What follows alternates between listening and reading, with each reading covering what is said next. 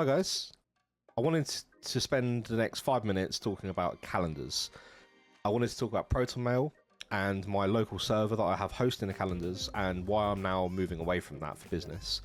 I'm still going to keep using it for personal stuff, but I'm not going to be using it as the main setup for my business. So let's get right into it.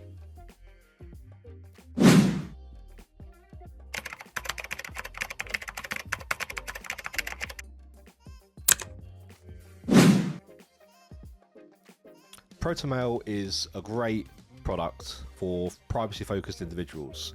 4 years ago, I made the conscious choice to move away from cloud stuff because I wanted to reduce my costs, and I didn't really want all of my data in the hands of Google, even though they probably got it anyway. But you have to do your best, right? And even though I liked that idea and it worked for a really long time, I'm now at a problem where I'm doing a lot of networking with a lot of different people, and I use something called Calendly. I go to my Calendly link. They can book a slot for half an hour or an hour or whatever it is, and then it basically lets people book stuff without having to liaise with me, so they can see exactly the lay of the land on my calendar.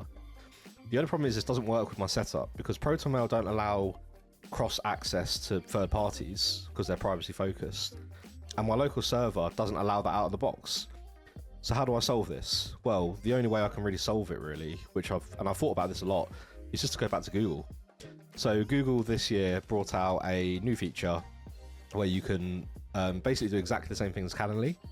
And the beauty of it is if you're already using G Suite, you don't have to use both, so you can reduce costs there. So what I'm going to be doing is I'm going to be moving all of my stuff back to Google G Suite, which is when people email me with a calendar invite, I can click yes, then it goes into my Google Calendar, and then it gets picked up by the self-booking system as being blocked. And the other thing is as well, because I still want to use my local server for personal calendar events, I need to make sure that I've got that work-life balance. So if I'm doing something on a certain day, I don't want people booking up a slot with me if I'm meant to be dropping the kids off at nursery.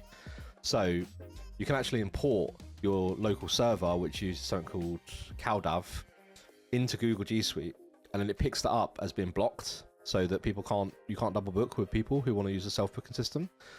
So this is my plan, and it's also bringing a lot of questions about Protonmail to me at the minute.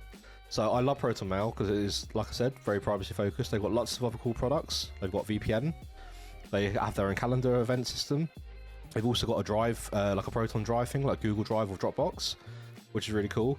But they're not really collaborating with other software. They're basically trying to keep everything in-house, and they're trying to keep everything locked down into their own ecosystem.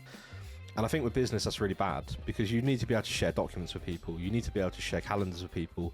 You need to be able to invite people to email chains. And, if their emails aren't set up in the correct way, because let's face it, a lot of them aren't, they block them. And it's not very collaborative. So they really need to start opening up they need to start really pushing for business stuff, because business is where the money's at for them. And, I'm not a CEO. I'm not claiming to be like a business expert, but I've had lots of problems with it, and I'm quite tech savvy, and I can't even imagine what other people must be going through when they try and use Protonmail for a privacy focused life.